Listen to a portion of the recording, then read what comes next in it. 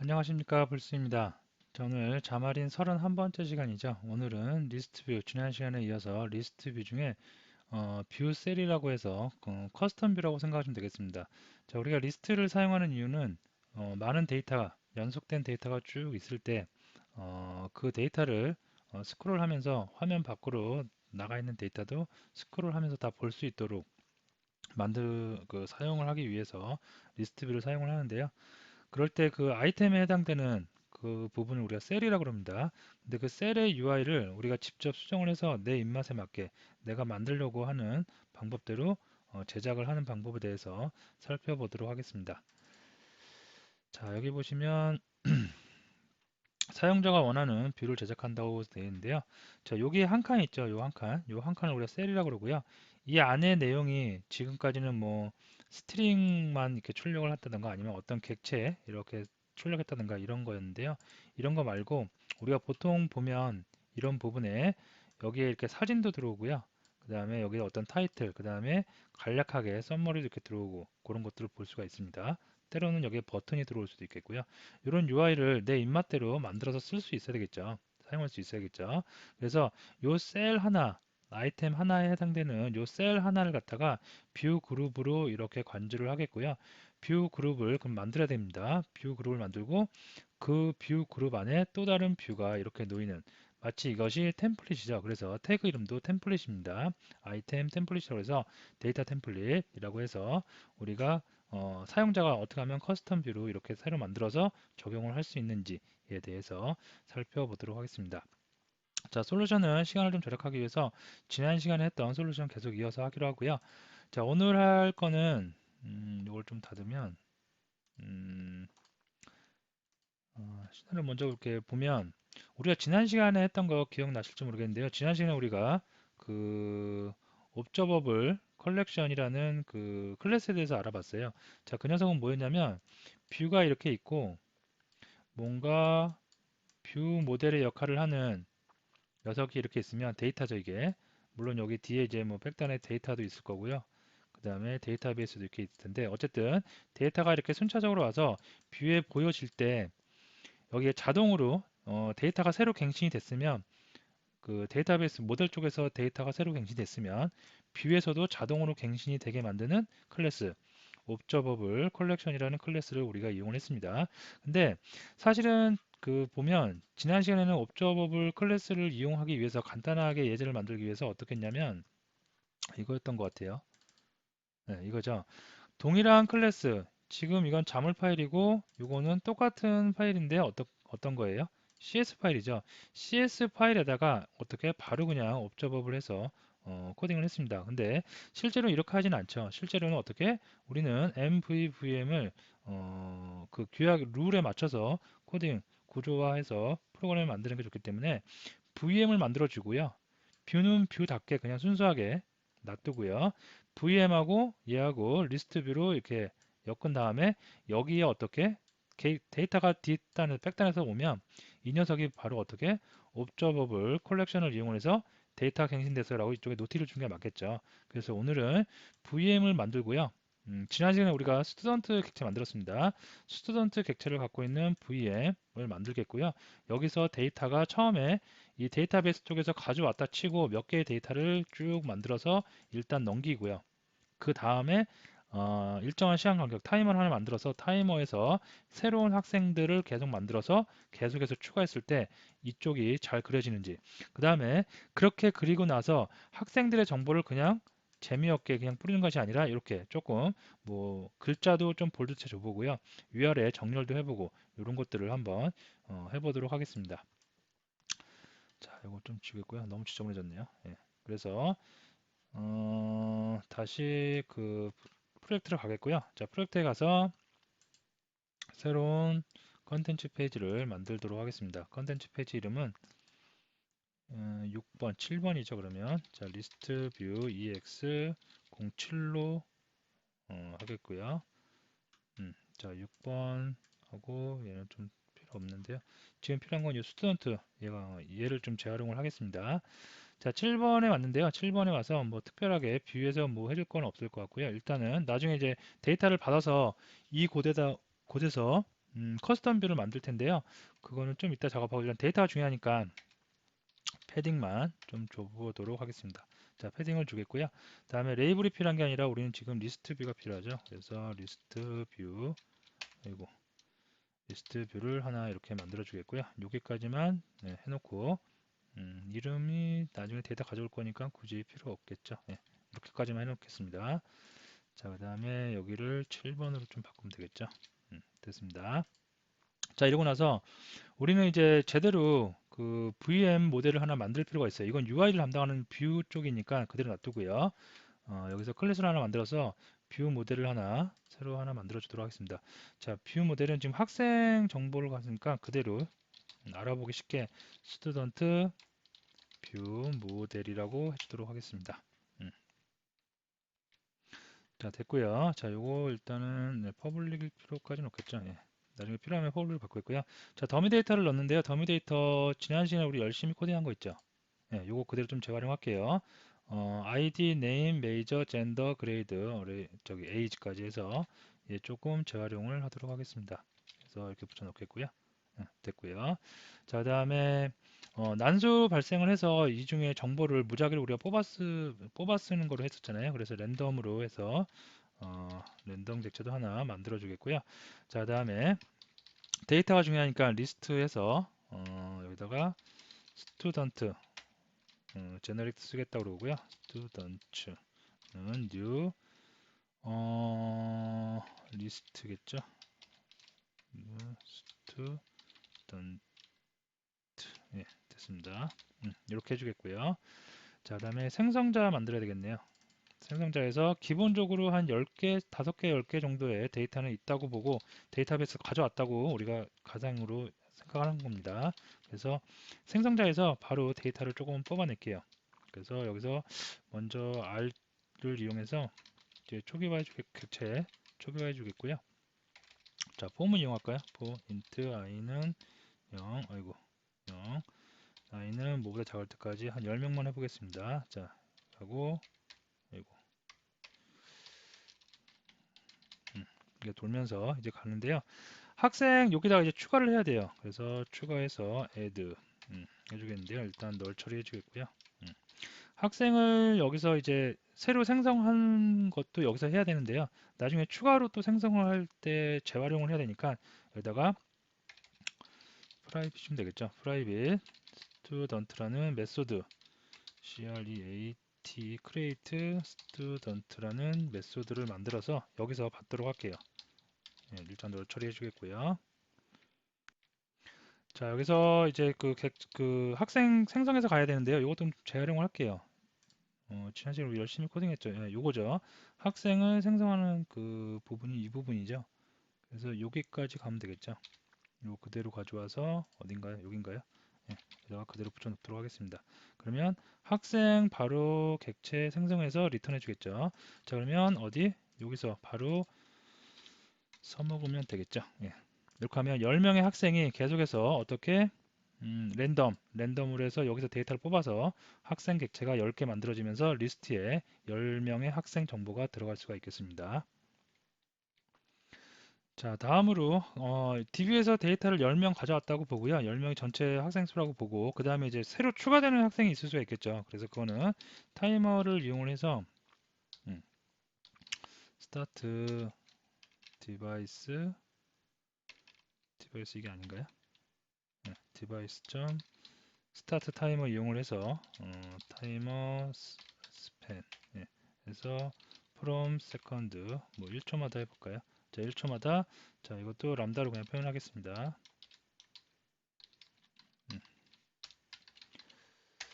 됐고요.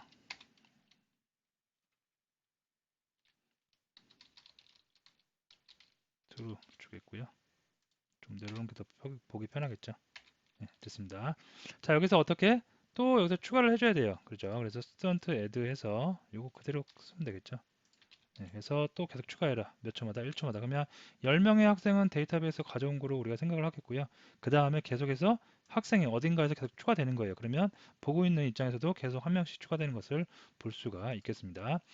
자, 그리고 이것을 이제 나중에 이제 뷰 쪽에 쓰려면 바인딩에서 쓰려면 어떻게 스튜던트 얘를 그 프로퍼티로 만들어 주는 게 좋겠죠. 그래서 이곳에다가 만들어 주도록 하겠습니다. public list 저는 복사해 놓고요. student 네, 이렇게 해서 프로퍼티를 만들어 주도록 하겠습니다. get이 있으면 get은 student 반환해 주면 되겠고요. 그 다음에 set도 있죠. set은 student set 필요할까요? 예, 일단 만들어 줄게요. value 예, 이렇게 해주겠습니다. 자, 이렇게까지 해놨고요. 그 다음에 자, 뭘 빼먹은 게 없죠가 아니라 예, 이 리스트를 우리가 쓰면 갱신이 안 된다 그랬죠. 그래서 우리가 지난 시간에 뭘 썼냐면 observable collection 네, 이걸 이용했죠. 그래서 이걸 좀 바꿔주도록 할게요. 네, 이렇게 바꾸고 이것도 바꿔줘야겠죠. 그러면 이거를 이용하는 프로퍼티도 좀 바꿔줘야 되겠죠. 이것도 네, 이렇게 바꿔주면 되겠습니다. 예, 그래서 뷰 모델은 이렇게 다 완성이 됐고요. 자, 이거를 이제 이용해서 얘가 데이터를 쏴주는 거예요. 어디 쪽으로? 뷰 쪽으로. 그러면은 뷰에 가야 되겠는데요. 스턴트고 이게 뷰죠. 예. 뷰에서 학생 정보를 그냥 재미없게 이렇게 뿌려주는 게 아니라 어떻게 어떤 모양에 맞춰서 이렇게 모양에 맞춰서 뿌려주도록 하겠습니다. 자, 우리는 이제 뷰 모델하고 얘가 뭔가 관계를 가져야 돼요. 그래서 뷰 모델을 객체를 먼저 생성해야 되니까 여기다가 네임스페이스 먼저 잡아줄까요? 네, 여기다가 다 지워버리고요. 로컬을 많이 쓰죠. 로컬에서 네임스페이스 잡아주도록 하겠고요. 네, 이쪽 잡아주면 되겠고요. 자, 여기다가 이제 객체를 초기화해서 쓸 수가 있겠는데요. 여기서 컨텐츠 페이지 컨텐츠 페이지 점 컨텐츠 페이지 점 바인딩 컨테스트 해서 여기다가 객체를 만들어 주도록 하겠습니다. 자, 로컬 쓰면 되겠고요. 로컬 땡 어떻게 스튜던트 뷰 모델 예, 이 녀석이죠. 예, 이 녀석을 이제 컨텐츠 페이지 만들었으니까 우리는 이제 이 녀석이 갖고 있는 거 마음대로 프로퍼티 접근해서 쓸 수가 있겠습니다. 자, 먼저 이제 그럼 뷰 이쪽에서 쓸 수 있게 데이터 가져올 수 있게 코딩을 하겠는데요. 먼저 아이템즈 소스 이 녀석이죠. 이 녀석에 바인딩을 해주도록 하겠습니다. 그래서 바인딩 패스는 어떻게 스튜던트 아까 우리 그 프로퍼티 만들어 놨죠. 이걸로 접근을 하겠고요. 그 다음에 지금 필요 없는데 만들어 놓을까요? 예, 예. 이벤트도 지금 만들어 주도록 하겠습니다. 아이템 셀렉티드 그래서 이렇게 만들어 주겠고요. 예, 됐습니다. 그러면 여기 생겼겠죠? 예, 저장 한번 해주겠고요. 됐습니다. 자, 그다음에 여기다가 이제 템플릿 그 뷰를 만드는 방법인데요. 뷰를 만드는 방법은 여기서 어떤 게 있냐면 리스트 뷰에 어떤 게 있냐면 아이템 템플릿이라는 게 있어요. 예, 여기다가 이제 사용자 뷰를 만들 때는 이렇게 만드는 겁니다. 그래서 여기다가 만드시고요. 여기서 또 데이터 템플릿이라는 게 있어요. 이 태그를 또 이용을 하면 되겠고요. 이 안에 어떤 게 있다? 뷰 셀이라는 게 바로 있습니다. 이렇게. 여기다 이제 맘 놓고 이게 이 뷰 셀 여기까지 들어온 게 어디 부분이냐면 요 리스트에서 요 한 부분 있죠. 우리가 보통 아이템이라고 한 부분. 요거가 이제 뷰셀이라고 보시면 됩니다. 그래서 이 부분에다가 이제 내가 꾸미고 싶은 대로 막 꾸미면 돼요. 그죠? 그래서 나는 여기다 이제 뭐 스택 레이아웃으로 일단 뷰 그룹을 제일 만만한 스택 레이아웃을 뷰 그룹을 먼저 만들겠다. 그래서 뷰 그룹을 만들겠고요. 그 다음에 여기다가 제가 좀 해보면 오리엔테이션에서 버티컬로 기본이 버티컬이가 안 줘도 되긴 하는데요. 자, 패딩은 조금 한 10 정도 줘보겠고요. 됐고요. 여기다가 또 이제 스택 레이아웃을 또 만들어 주도록 하겠습니다. 그래서 이 스택 레이아웃의 오리엔테이션은 호리존탈 옆으로 가게 만들겠고요. 여기다가 이제 레이블을 한번 만들어 볼게요. 레이블 만들어서 학생의 정보를 순차적으로 한번 뿌려 보도록 하겠습니다. 그래서 학생 정보 뿌려야 되니까 바인딩 해야 되겠고요. 그 다음에 여기다가 ID 아까 우리 학생 정보 중에 어딨죠? 예. ID, 뭐 네임, 메이저 이런 거 프로퍼티 다 만들어 놨었죠. 지난 시간에 다 만들어 놨죠. 그래서 이거를 이용을 하도록 하겠습니다. 그래서 ID 가져오겠고요. 그 다음에 이거 스트링 포맷으로 조금 최대한 예쁘게 예, 이렇게 해서 이렇게 하면 되겠고요. 그 다음에 id는 어떻게 0이라고 해주면 되겠죠. 예, 이렇게 해주겠고요. 좀 얘는 좀 두꺼웠으면 좋겠어요. 그래서 폰트 어트리뷰트 어떻게 볼드로 해주겠고요. 그 다음에 폰트 사이즈 어떻게 조금 키워서 이렇게 해주도록 하겠습니다. 됐고요. 이거 조금 옆으로 빌까요?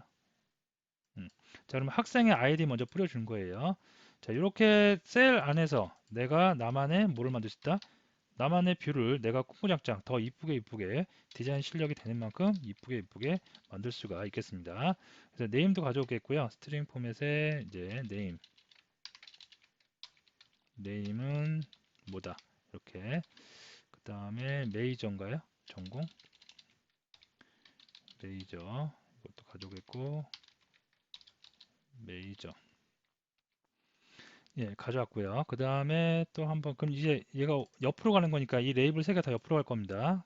너무 옆으로 가면 또 안 보이니까 한번 또 바꿔서요. 얘도 이제 옆으로 가는데 이번에는 젠더 해볼까요? 젠더. 자동 환생이 안 되는지 모르겠는데요. 자, 그냥 한번 해보면 GNDR 젠더. 얘는 이걸 좀 빼버릴게요. 중요한 정보만 볼드 처리하고요. 나머지는 다 빼버리도록 하겠습니다.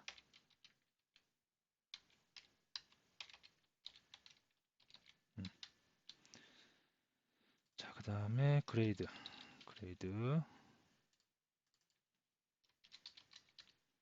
그 다음에 에이지 마지막 에이지. 네, 됐습니다. 자, 이렇게 처리를 해주면 되겠고요. 자, 여기까지 하고 한번 탑재를 해서 실제로 제대로 나오는지 한번 보고 안 나오면 좀 수정을 해서 하도록 하겠습니다. 빌드에서 탑재하겠고요.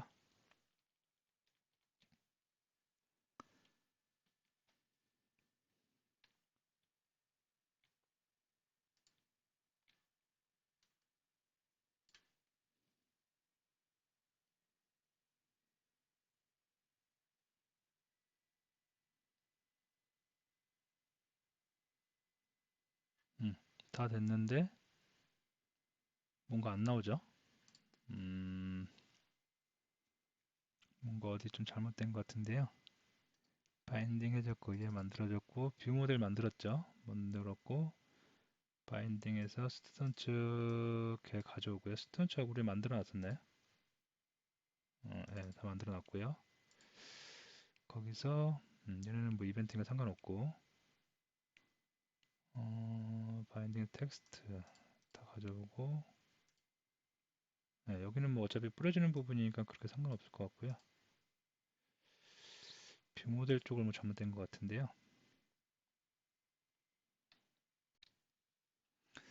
예, 제가 요거 잠깐 퍼즈하고 문제점을 찾아봤더니 사소한 문제네. 요거죠, 여기죠. 예, 여기서 스튜던트 프로퍼티인데 스튜던트 프로퍼티 그대로 반환하면 안 되겠죠.